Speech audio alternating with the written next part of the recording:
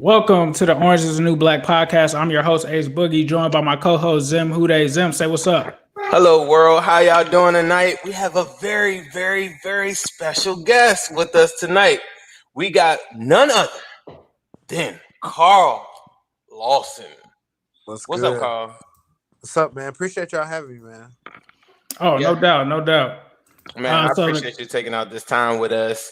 It's been such a crazy whirlwind of different things that have happened in the season with the drafting of Joe Burrow, all these different things. People probably doubted you. We seeing you coming out there like going crazy already.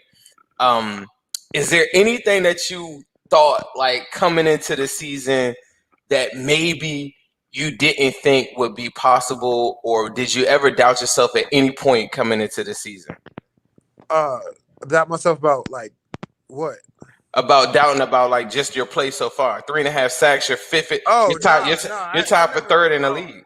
Oh no, I never doubted myself. I mean, no, never. I mean, I always knew I've been good. You just gotta be confident in yourself and in the situation and stuff like that. But I mean, I always knew, more playing time I get, more I ball. I've always produced and whatever the small amount of snaps I get. So the more I get, the more I produce. So I've never doubted myself or thought anything was ever not possible. So I just want to keep on trucking, never get too high, never get too low, but just keep moving. Facts. No, that's factual. You definitely are one of the underrated players in this league for sure. You received 21 offers for college. You visited Clemson, Auburn, Tennessee. You and Peyton Barber, though, y'all are pretty tight. Y'all both ended up going to Auburn. Was that the deciding factor there on that, or was it something else? Nah. So I'm lazy. So Auburn was close. It was like, and I mean, it's good atmosphere, but I ain't want to be too far from home. And then you got to think like Peyton Barber was my high school teammate, my next door neighbor, my roommate. Oh wow! So I mean, so PB, that's my dude. So I mean, and he was committed to Ole Miss, and at last minute I flipped him to Auburn. So just but yeah, I mean, it wasn't like really deciding factor. I was like, I loved Auburn. It was close to home, but that was like I wasn't really trying to go too far away. And Atlanta's a great spot, so I was like, I can get back to Atlanta in like hour 45 from Auburn. So I mean, yeah. And that's dope because you guys play each other this year. So I know y'all are pretty much looking forward to that matchup, right? Yeah, I'm looking forward to it, man. I'm looking forward to it. I'm always happy to see my brother, man. And then our birthdays are 2 days apart, so we always end up celebrating on on like on the 28th usually, and then like first couple years before we got into the NFL, we'd be like, "Hey, bro, what you get for your birthday?" Nothing. What you get for your birthday? Nothing. So like, so before we got some money, it was like, it was kind of like just like, celebrating misery together. So I mean, right. Like when you were coming out of Auburn or anything, I noticed like coming up, you mentioned a lot of different players that I really, really loved growing up as well too, like Derek Thomas, Kevin Green, Reggie White. Mm-hmm. Finish that list off for me. Like, is there anybody else that you want to put in that top 5? Like, just like even before you got to Auburn, like, is anybody that you just were just like, that's the guy? That's the guy. I mean, like you be talking about old school players, or right? It can be right now too. We're gonna do both. Let's do both. Let's talk. I mean, AD is he a goat. He a walking goat right now. Like you got to put him in like the category of like one of those dudes. And then I mean, like just edge rushers wise, like I looked at all the great edge rushers. But you mentioned Kevin Green. I actually and Kevin Green's an Auburn guy. Mm-hmm. He taught me a lot about speed to power, and that was his thing. That's where he got like 1 million sacks off of it. He kind of had like he coached me up when I was at Auburn. I went and trained with him, and then he's always giving me tips, and he's a good dude, man. So I mean, I really look up to Kevin Green, but I look up to everybody. Like everybody.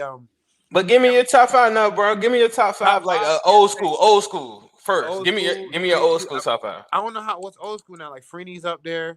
Okay. Derek Thomas, Reggie White. Bet. The original conventional outside linebacker, Lawrence Taylor. Just like Derek Thomas already said that. I mean, it's so many guys, man, that paved the way for us now. So I mean. And I hope I'm not leaving nobody out. But those are those ones. That's a strong 5, bro. Yeah, those are the ones that just kind of come to mind. right off the rip for me, just me personally, the style. Oh, and then Bruce Smith because the outside hand stance, which I kind of copied from him. That's what's up. That's what's up. So obviously you had a sack against Lamar Jackson and you've had success against him also in college when he was at Louisville. Like you kind of wrecked that game for them as well. As an edge rusher, is this a matchup that you look forward to? And if it is, like, what is it like to try to bring down Lamar Jackson? First of all, it's not a matchup I look forward to because it's like you got to give the respect. League MVP running around. But no, I mean it's good to get to possibly get to him because it's like chasing a chicken, man. Right. You know, and you finally get there, you're like, yeah, I got you, but you know. But nah, you know what be killing me though is everybody saying, man, just make them throw like they're not watching. That's where people get the biggest mistake. If you don't, that's the biggest mistake. I mean, and then a big mistake a lot of teams make is just letting them sit there and just carve up people in the pocket. I'm just like, I don't get like the NFL to me is always about labeling people, and you know that becomes a big narrative. So like, once you're labeled as something, it's hard to break that narrative, but you can end up wrecking people in the opposite. Like I've always been labeled as a pass rusher. I don't get because I'm used as that doesn't mean like that wasn't my natural. I came from an SEC. All we did was play the run. So, you know, like I've been labeled as that because that's what I've been used to do. And then Lamar Jackson labeled as a runner. I'm like, all right, go ahead. Let's make him throw from a well. I'm like, all right, that's stupid. To carve you up for 300 yards. So it's not. And then he gonna get out. He like even sometimes when teams try to play him well, like he'll get out of the pocket just off of his pure athleticism. Like no, like try to keep him in the pocket, yeah, but there's a cheat code sometimes. So I mean, you know that's all I really got to say about that. But it's a challenge to get to him. It's a challenge. Talk to me about there's a lot of metrics and stuff out there going around. Obviously, like most people hold sacks is key, but there's been a debate that pressure should also receive some notoriety. Not as much as sacks, but that should be another indicator of a good pass rusher, being if they don't have as many sacks. What is your opinion on that? Like, what's the most important aspect of it from a pass rushing standpoint? I mean, all right, so it's just like it's so much stuff that like kind of goes into it from my mind, and then perspective of like the pressure, you know, this, that, and the third. Also, like I think not all sacks are equal, and I think also timing of sacks. You know, if you get a sack out of that 2.5 range, you know, a quarterback probably held the ball. But if you get in a sack within like 2.5, that means you know you got there and you probably won efficiently. And then there's pressures, but then again you got to take into account rush and coverage working together, because I've seen a lot of guys that probably like will beat their guys clean and you know ball just got out because you know something happened with coverage or just timing a throw. So it's a lot of different variables. Me personally, I like to look at who the rusher is going against, and like the timing of the rush, and just it's so many different variables. But you can see who the elite guys are in the league. You can tell that. But pressure is definitely something that has to be taken into account. But also, and there's so many other things like what's the player, what scheme is the player playing in, like what is his job responsibility. And a lot of people probably don't see that. Like sometimes a player will have to keep a quarterback in the pocket. Right. You know, it's like, okay, this guy's not rushing. Why is he not doing that? Well, you know, what's his job responsibility? Or sometimes they don't have as free. Some maybe not have as freedom to do some of the things that like a JJ Watt could. You know, when JJ Watt was balling, JJ Watt did whatever he wanted in the defense, whatever he wanted. So you know, he kind of has a little more freedom there. So it's a lot of different variables that go into that. But you can see on tape when somebody beats somebody one-on-one, or is affecting the quarterback, making a move up in the pocket. The quarterback feels that affects the time of the throw. You can see when people are chipping. So it's a lot of stuff that goes into it. But sacks aren't like the biggest indicator of the best rushers. And then, you know, a lot of times, like, you know, but coaches and players in the league are probably the biggest ones that'll give you the props or can be the best judges of that. You know what I'm saying? Right. I think we talked a lot about like, you know, probably about football, probably more than we probably ever talked just now, which was really good and insightful. But what I really want to know is one of my favorite tweets that you've ever written is, You said I go to sleep every night excited for breakfast. Do you remember that tweet? Yeah. Tell people how happy food makes you. Man, I'm a big foodie, but I changed my diet a lot this year, and so it's not fun no more. It's breakfast is always fun. You can't mess up breakfast. Like I love eggs. I love breakfast. You could cook eggs. You could cook way eggs, too hard though. Huh? You could cook eggs way too hard though. I can, but I don't. I make sure. Okay. So the secret to cooking eggs, you just got to me personally, is you gotta continuously stir, medium, like 4 to 5 medium, and just continuously stir, and they always stay fluffy. Now if you let them sit and you leave the stove for a little bit, and then you try to mix them up, then they mess up. But if it's about that pan, too. It's Yeah, about that pan too. No brown on them eggs, man. We don't do the brown. Keep them fluffy. Throw some cheddar in there. Mix up cheddar. But yeah, I wake up excited for breakfast. That's like the best meal. Like if you mess, I've only ordered one breakfast place that was just like trash. Right. And I was like literally like, how y'all mess up breakfast? Like you can't. Do you get time to eat like in Cincy a lot? Because one of the best questions that I had was somebody was asking that like this was kind of like a 2-part question. If you had to pick between Skyline, La Rosa's, Graders, and Grippos, those are 4 places that people swear and live by in Cincy, right? Yeah, y'all gonna be mad at me. You tell it like how it is, Carl. So, but we want the real, and nobody's gonna be feeling no type of way. What? I ain't gonna keep it real. You know what? I might get a deal from them one day, so we gonna be quiet. all right. Out of those 4, what Dave Chappelle say? He did commercials for Coke and Pepsi. All the places are great. All of them great. All of them great. That's a perfect answer. But I gotta ask you, bro, because I'm a huge Dragon Ball character myself. I thought it was so dope that you were into it as well. I gotta know, bro, who are your top 5 Dragon Ball characters? Vegeta, of course, Goku, Trunks, and probably Goku Black. He a new one. He cold. He's Goku cold Black villain. is cold. Goku Black, that's a cold villain, man. That's crazy. I was gonna ask you who your favorite villain was, and I was like, if he said Goku Black, he might be on something. Goku Black is cold, and then there's so many different characters. I was gonna say Jiren, but they punked him out, man. They did. They met. That could have been one of the best characters, and they just made him like they just messed up the whole story. It was just that could have been one of the best characters ever. But who my 5th? You got to put Frieza in there. You got to put Frieza in there. Yeah, Frieza cold. Frieza starting to be cold. I might. And I was gonna say Gohan, but they messed Gohan up too. Oh my! Don't even get me started on that, bro. They gotta redeem Gohan for sure. I'm trying to think. Those are my 4 that just like stick out. Oh, Broly.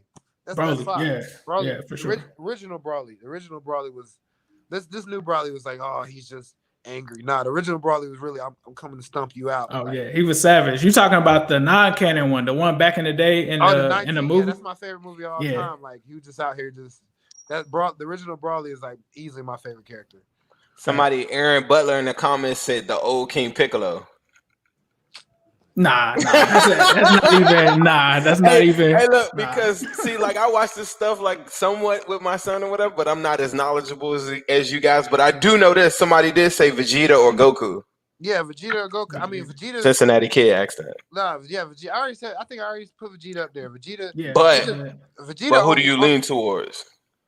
I'm gonna lean towards the winner, Goku. But like, look, let me put it like this: Vegeta, if it wasn't for like plot armor, Vegeta easily be my favorite character. Facts. They be using too we many. always know Vegeta always gets slapped up, so it's just like you can't. You can rock with him, but you can't rock with him all the way. Cause they never gonna give him the W. It's like it's either gonna. Akira Toriyama basically said he don't like Vegeta, the writer. Right, Toriyama, yeah. He said he don't even like him, but no, Vegeta. He about that. Like that's unless you Future Trunks, Gohan, or Goku, you're not getting a dub. Yeah, Future Trunks. Gohan don't take no dubs either. He been getting punked. Yeah, ever since the Cell saga, it's been a wrap. They need to correct that for sure. Like I also noticed that you play video games as well. You got I think a PlayStation or something like that. Do you play any of the Dragon Ball games? Because I play Xenoverse, but they got a whole bunch. Yeah, I played all the Xenoverses, all the Dragon Ball Z games. They keep stealing my money. The same story.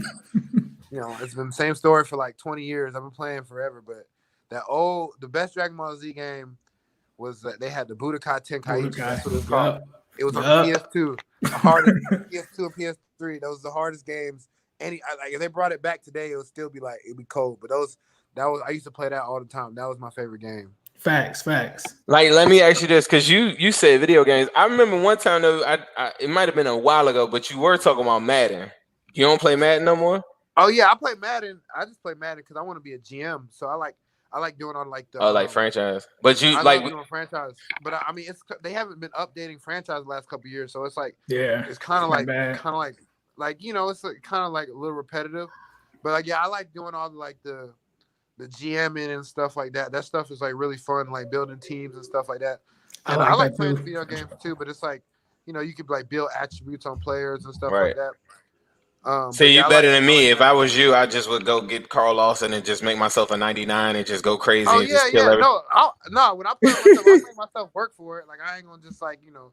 Nah. First couple years on the game because I was getting knocked out. Block shedding wasn't so hot on there, but I like myself. You know, I work. Do you ever complain to the ratings adjuster, because it's supposed to be Chad now? Like Chad's supposed to be the new Madden ratings adjuster, right? Oh, I don't know nothing about that. I just go off of whatever they give me. I just play from there. Like that's what's up, bro. Yeah, I don't go off the ratings. But I'm saying, have you ever seen it? Like, even let's just go to your rookie year. You ever see it and just say, damn, like how the hell I get a 70 something, like. Because that's what he's saying. He's saying we could plug you in possibly. Chad Ochocinco is now a part of that staff, and we can get your ratings correct. I keep it whatever. I mean, like, whatever they want to rate me, they rate me. That's not my thing. Because, I mean, I'll go on. I know there's – if it ain't a 99, you know, I'm not where I need to be. So, you know. So, I mean, you know, so it's whatever with that. But I look at, like, some of the attributes on there, and I'll be like, oh, this is cool. I mean, my what's the name attributes on there, like speed – I think the strength could be higher, but everything else is straight. Like, I'm not overly fast. Acceleration on there, I got good acceleration. I just think the strength could be a little bit higher, but other than that, it's good. So we're gonna have to make a phone call for you. We got you. Yeah, go ahead if you want. What was the other thing I was gonna ask you too is I noticed that, and I've heard this too, is that you definitely into. I've seen you like tweet about this and stuff too, like. Just rap music in general. Like I seen you bumping Nas one time. I seen you talking about J. Cole album before, whatever. We don't have to do a top 5, but if I handed you the aux cord right now, what are you playing before the game Sunday? Do you have a playlist? No, I don't even listen to like game stuff like that. I just watch stuff about like war, and like I love like this little 2-minute video like Mike Tyson. He talks about how intimidation, or I'll watch Troy, the scene where Achilles rolls up on a pacific. I'll just watch a bunch. I'll even watch like maybe like Dragonball Z, like Brawly transforming, like just like scenes. Like I don't read about music, but I really like all types of music, and it's like my playlist is weird. Like you be like, damn, like that's a true one. Like they got on me the other day. So I got everything on there, but if it before games, I like watching stuff like motivation, like Eric Thomas, or just something to get you hyped, like a scene from a movie that you were hyped about. So like I think before this last game, I watched me and my boy Sam. I got him on it too. That scene from Troy is his favorite too. Right. But yeah, when Hector pulls up to the Trojan Gate. They could have shot him with arrows. I mean, when Achilles pulls up to the Trojan Gate, calls out Hector. That was what I watched before this game, and that got me hyped. So I don't really listen to music before games. Well, one thing I wanted to do, Zim, and maybe you had some queued up, is we wanted to do our speed round and definitely give the fans the opportunity to ask some questions. But before we get into that, I just want to thank my man Chris, Cincinnati's 5-star barber, for making this happen. If you're in the Natty, please be sure to stop by the 5-star studio, 1156 1 Chester Road, Cincinnati, Ohio. Definitely be sure to stop by there, get a cut, check them out. But Zim, with that said, we could go ahead and start the speed round. We can start this. Hold on. I got one quick thing before that. Go ahead. I don't think people understand this about Carl. I follow you on the gram, right?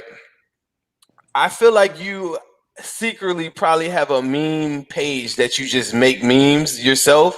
And you probably got like some type of, I think you got a burner meme account or something somewhere. But you do post some memes. A burner meme account? Nah, I don't got a burner. I just like all right. I just follow like I'll follow like a bunch of different accounts and stuff, and just like, and then I just be having memes stacked and just pull them out, just, cause like you just that's how I am in my group. Just have memes stacked. You wanna whatever you do. I try to like just spread a little joy somehow, and laughter is the best medicine forever. A lot of times, like sometimes I'm so busy that that my boy, yeah, I just got a bunch of memes, but I always want to spread some laughter in that. But a way sometimes I can connect with my friends and stuff like that, just sending them memes. But if somebody ain't sending me no meme right now, I'm like, dang, something must be up with buddy, because so I can check on them, because I got a lot of, like, I'm always busy and stuff like that. So like just spread a little joy somehow. Look, my wife tell me, I tell her, I send her memes. Shout out to my wife if she's in here, I'm not sure, but I send her memes all the time, right? And she be like, why you don't be talking? I'm like, listen, I love you if I send you memes for real, like throughout the day. Like that's how I be communicating through to people. Like my sister, I send her memes like all day, because you don't get a chance to talk to everybody on the phone sometimes. But I always watch that about you. Like if y'all have the opportunity, please make sure y'all follow Carl on Instagram, because he'll slip one in there real quick on you. But he's gonna drop it on there, and it's really, really funny, because it's like it got a bunch of different variations. It's Black Twitter stuff. It's like religious twisted stuff on it too. Like it's a little bit of everything. So I thought it was really dope, like the selection of the memes, because I'm like you. I got a group chat with my friends, and I always keep some joints ready. I keep my gifts ready. I keep all that stuff ready to go. Oh yeah, facts. Yeah, me and my wife, bro, like whenever it's like shows we watch, sporting events that's going on, like we be ready for the memes. If you having the memes on deck, ready to blast out. I got them stacked. Got a bunch in my arsenal. Was there anyone on the Bengals from, I guess, like the older era that you knew about before you were actually drafted by the team? I mean, I really knew, like I knew Gino, I knew AJ. And I really didn't. I'm from Atlanta, so I didn't really know much about like this area. So I knew those are the teams that But then my D-line coach had Gino at Georgia, so I knew Gino. Okay. So let's go into this part, because we want to make sure that we're being very, very, very, very cognizant of your time. Sure. But I did have a bunch of questions. One of the best questions that I had this is from a great beat writer, Rebecca Tilbach. She said, how mad did it make you when Carson Wentz escaped his first almost sack in that game and has inspired him to finish and make sure the quarterback is down as a result? I don't know if you can answer that fast. No, I can answer it fast. I was mad, but you got to play the next play, because you can't make no plays if you think about the one before. Right. Next question. Ask Carl how many sacks does he want to have this season? That's from Scarhead 15. My goal every year is to lead the league, even if I'm far off some years, but that's the goal. Andrew Druskahudu, he said, did he always want to be a defensive end growing up? And if not, what position did you want to play? I wanted to go get the quarterback, but I started as a nose guard. So, but yeah, I always want to be a DN, watching Dwight Freeney. Whitney Bengals. Whitney says, I like to get his opinion on how the free agent vets, and the rooks are coming together. How's the trust and communication levels? Everything's been good, man. There's kind of been some discord in some recent years, but we all got a lot of good guys on the same path, trying to reach the same goal. What's your body fat percentage and diet? I feel funny asking you that, but I mean, this year I think I got to 10 or 9%. Someone said if Broly played in the NFL, what position do you think he'd play? The most dominant position, the end. He'd definitely be at the end. Brandon, all he wrote says, I like to ask him two questions. He practices regularly against Jonah, so I like to hear his thoughts on how he stacks up against tackles, I guess, in relation. I guess he's asking, like, how does Jonah compare to the guys you've been going up against? And the second part of this question is, have there been any talks about extensions?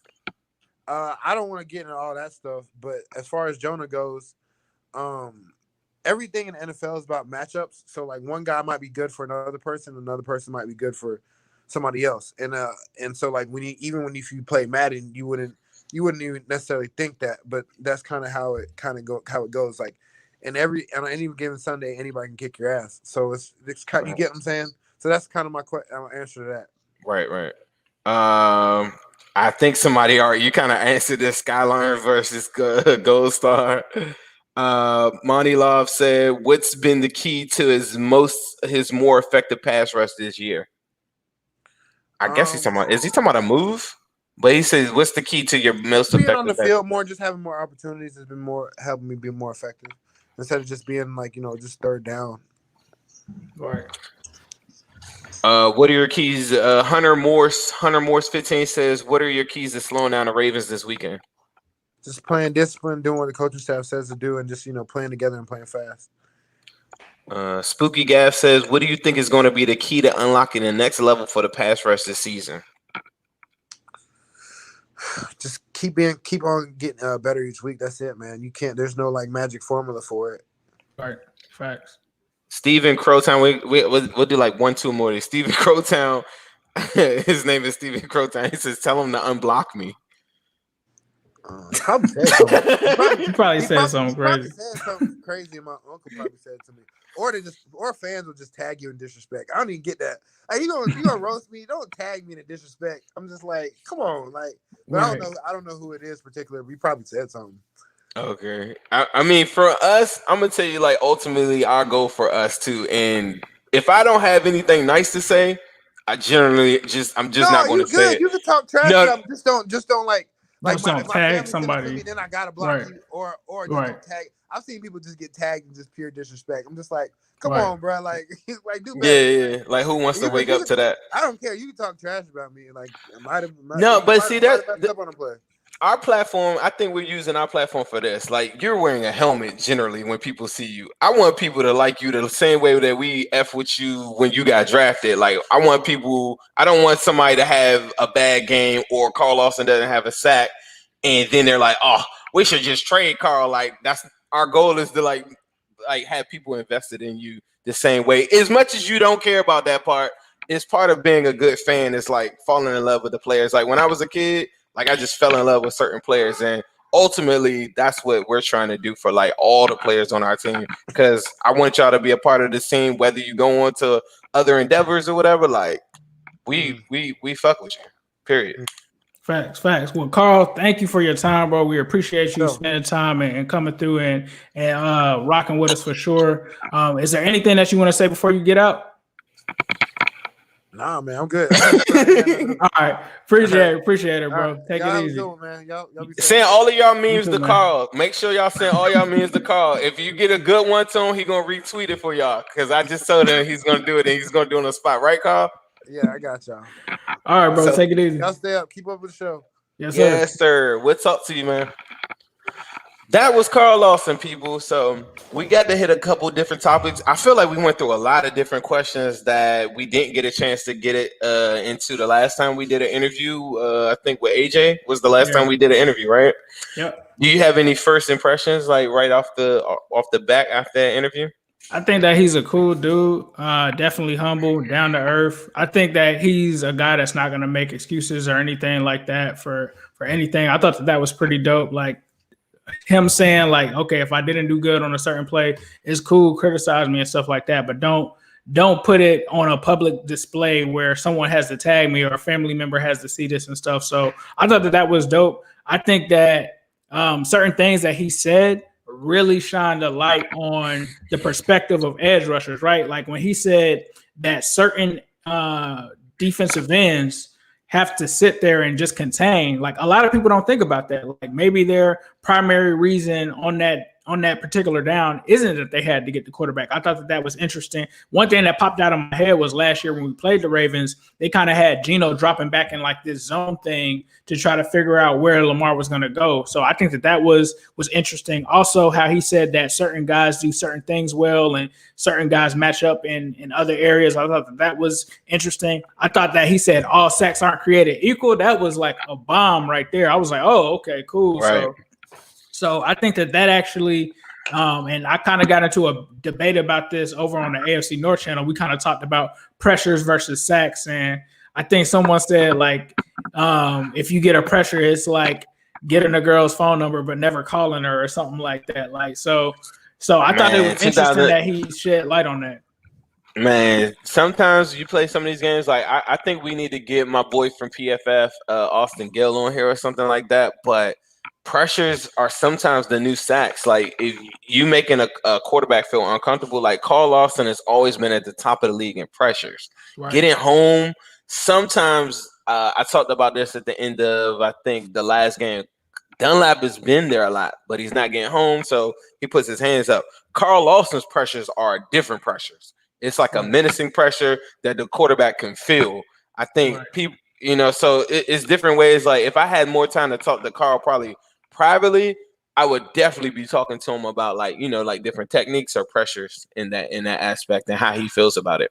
One thing I wanted to say is shout out to my man Diddy, man. I saw that you were in the hospital. Hey, man, we hope that you're well, bro. You're always in all of our stuff, no matter what, even when you're in the hospital, bro. So I hope that everything is well. I think I also shot you a direct message as well, bro. Hey, I just hope that everything is going all right over there, my friend. And just wanted to give you a brief moment because you definitely support this show. You definitely support me and Zim.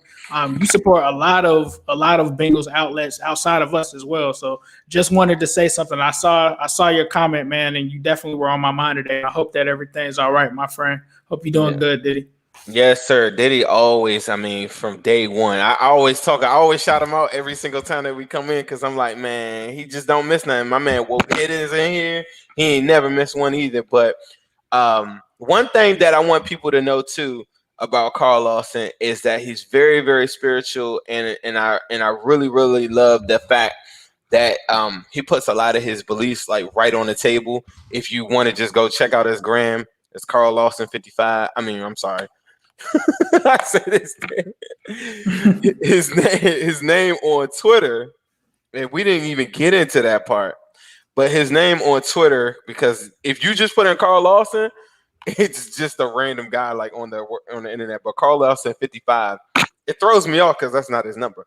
But Carl Lawson 55 on there, but like he'll talk about like his beliefs in the Lord and like how he just uses that. He often quotes Bible verses. I did want to talk to him a little bit about that. I feel like we were having fun, but that's something I really, really felt like from day one, from the day that he was drafted, I always been like, okay, like I really, really respect the God-fearing man and somebody that just believes in something and wants to and is not afraid to voice that.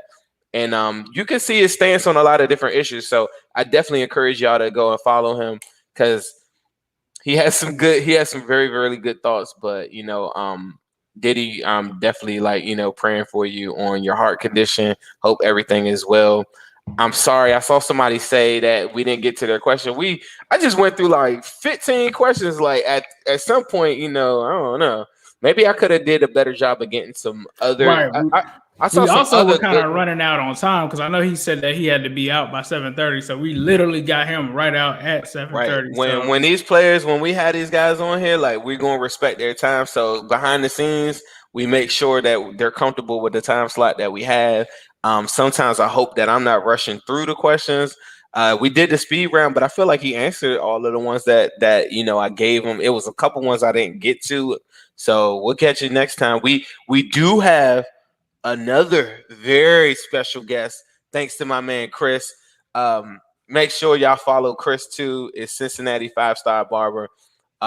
He definitely has looked out for us a lot. And we've done a lot of things on our own too as well. So because we work really, really hard for these interviews, so we need y'all support. Make sure y'all follow my YouTube. It's Zimhude.